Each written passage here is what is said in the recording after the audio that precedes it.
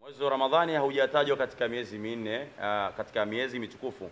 Ramadhani inakuwa, unaposema Ramadhani sio mwezi mtukufu, inabidi useme Ramadhani ni mwezi ambao una zaidi ya utukufu. Kwa sababu gani unakuwa ni mtukufu? Haukutajwa kwamba ni mwezi mtukufu, bara umebeba vitu au umekuja na viambatanisho ambavyo vinaufanya kuwa ni zaidi ya utukufu. Ndani Ramadhani imetelemshwa Qur'ani. Qur'ani ni kitabu kitukufu. Sote tunakubaliana na hilo kwamba Qur'ani ni kitabu kitukufu.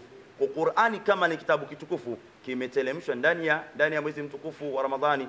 Hata Allah anatuambia ndani ya Qur'ani, inna anzarnahu fi lailatul qadr, lailatul qadru khairu min alfi shahr, tanazzalu lil malaikati waruhu fiha biidhni rabbihim min kulli amri, salamun hiya hatta matla al-fajr. Wengi sisi hatupendi sana kuchambua kitu. Yani tunazoea kwamba ukiambiwa kulu umeambiwa kula. Sio kwamba kila kulu ni ya kula. Sio kwamba ukiambia kaa na wewe ukae, hapana. Kwa hiyo unaposikia jambo mtu ima amelisema shekhe, lifanyie kazi, lifanyie jasi kazi. Kwa Ramadhani ni zaidi ya mwezi mtukufu, sababu malipo ambayo unayafanya ndani ya Ramadhani malipo yake ni makubwa sana.